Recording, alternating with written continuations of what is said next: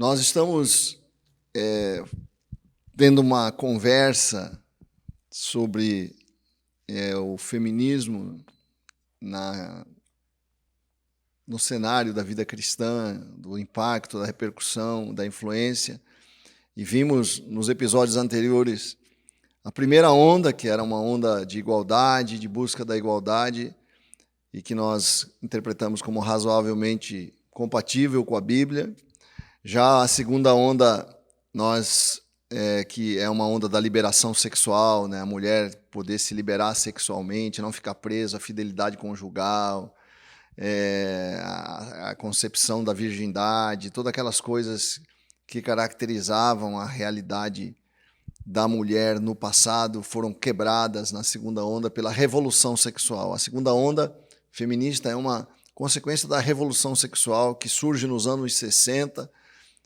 As ideias são muito anteriores, mas explode no comportamento humano, na sociedade humana, a partir do movimento hippie, com a revolução sexual dos anos 60, e aquela concepção da mulher se guardar para o casamento, a concepção da santidade da relação conjugal, tudo isso foi, de uma certa forma, combatido pela segunda onda do movimento feminista, que pregava uma liberação total da mulher, a mulher livre de todo freio na área sexual, né? E também atacava muito a posição da mulher no casamento, na família, apontando que a maternidade seria uma coisa opressiva, que ela estava sob julgo do homem na relação familiar, e que ela precisava se libertar disso, e para isso ela precisava se liberar sexualmente, e além de se liberar sexualmente, ela precisava ter pleno controle sobre o seu corpo, e surge uma defesa até radical do direito ao aborto, assim, o marco dessa luta pelo aborto na segunda onda do movimento feminista é a decisão da Suprema Corte Americana em 1973, liberando o aborto nos Estados Unidos, uma decisão que vai influenciar o mundo inteiro. O mundo inteiro começa a adotar o aborto como um direito fundamental da mulher. Essa é a característica da segunda onda feminista, que foi uma onda forte e que nós interpretamos aqui como contrastante, né, com o que a Bíblia diz. A Bíblia valoriza a mulher no casamento, valoriza a maternidade. A Bíblia valoriza a experiência sexual restrita ao casamento. Essa é a posição bíblica, essa é a nossa posição, e por isso é muito difícil nós vermos nessa segunda onda do movimento feminista uma possibilidade de conciliação com a palavra de Deus. A terceira onda, ela ainda radicaliza mais essa segunda onda. A terceira onda vem com uma defesa ainda mais radical do direito ao aborto, sustentando que o direito ao aborto tem que ser universal, é uma questão de saúde pública, e que o direito ao aborto deve ser universalizado, investe nos organismos internacionais, promove organizações de defesa ao aborto, e traz como novidade em relação à segunda onda a ideia de que a condição de mulher não é biológica, né? Ser mulher não depende da biologia, não depende do físico, não depende de ter nascido biologicamente mulher, mas ser mulher é uma condição que qualquer pessoa pode ter, porque é uma construção cultural. A condição de mulher não é uma construção não existe uma essência biológica que faz alguém ser mulher. O ser mulher é uma decisão da pessoa, é uma construção cultural.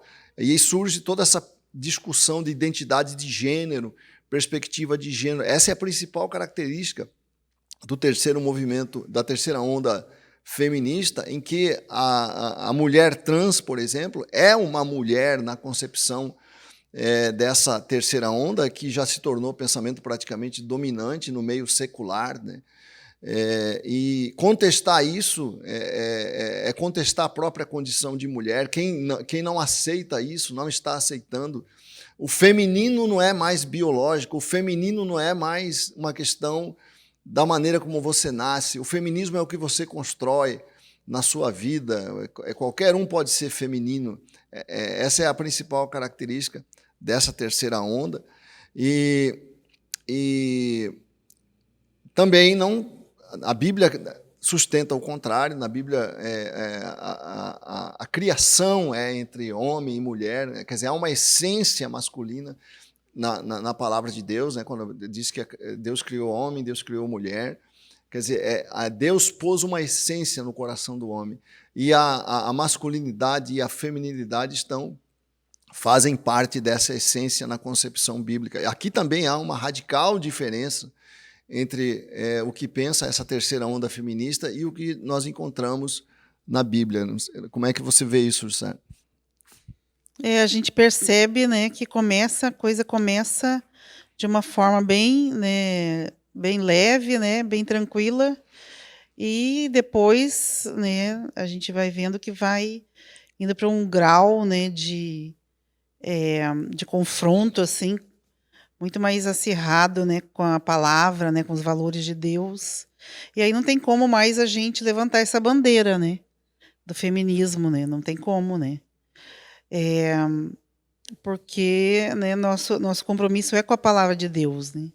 Se você se diz uma mulher cristã, né, não tem como aí nessa terceira onda você ficar, né, nessa roda aí das feministas, né.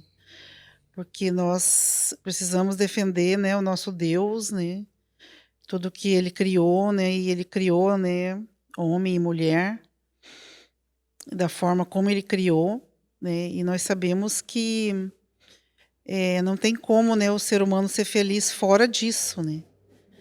É claro que nós vamos aceitar as pessoas como elas chegarem, né. As pessoas que vierem até nós vamos aceitar, nós vamos amar, nós vamos acolher, né, mas nós precisamos entender e também, levar essas pessoas a conhecerem esse projeto, né, de Deus, né, e aceitarem que existe um projeto original de Deus, né, para o qual elas precisam voltar, né. Então, se a mulher está longe desse projeto, né, se ela se desviou desse projeto, ela pode voltar para lá. Eu conheço mulheres que voltaram, né. É claro que é um tema bem complexo, né, não é uma coisa simples, né.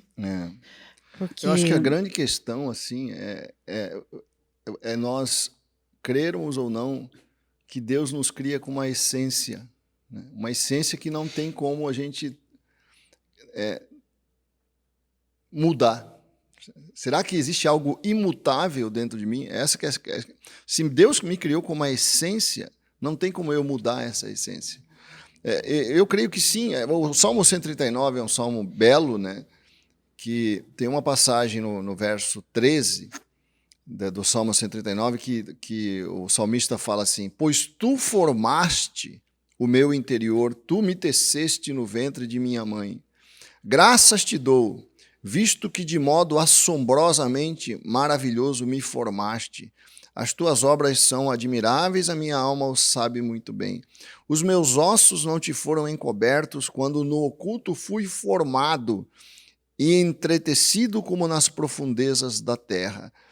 Os teus olhos viram a minha substância, ainda informe, quer dizer, aquele bebezinho que está sendo formado ali é Deus que está construindo, né? E no teu livro foram escritos todos os meus dias, cada um deles escrito e determinado quando nenhum deles existia. Quer dizer, eu sou criado com uma essência. Essa essência eu tenho que respeitar. Eu não tenho liberdade para destruir essa essência e construir uma outra.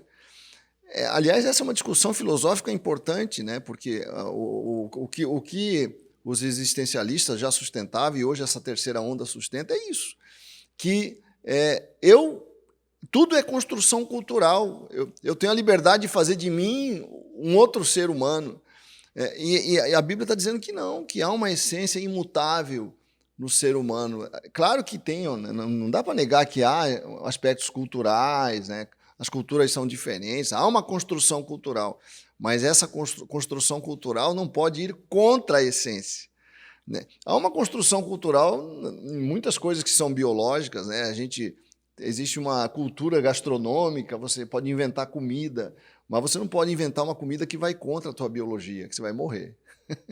Né? A cultura não pode ir contra a nossa condição biológica a ponto de destruí-la. Né? Por isso que nós cremos que há uma essência no ser, né? É uma essência de ser mulher, há uma essência de ser homem que foi criada por Deus. Pense e creia.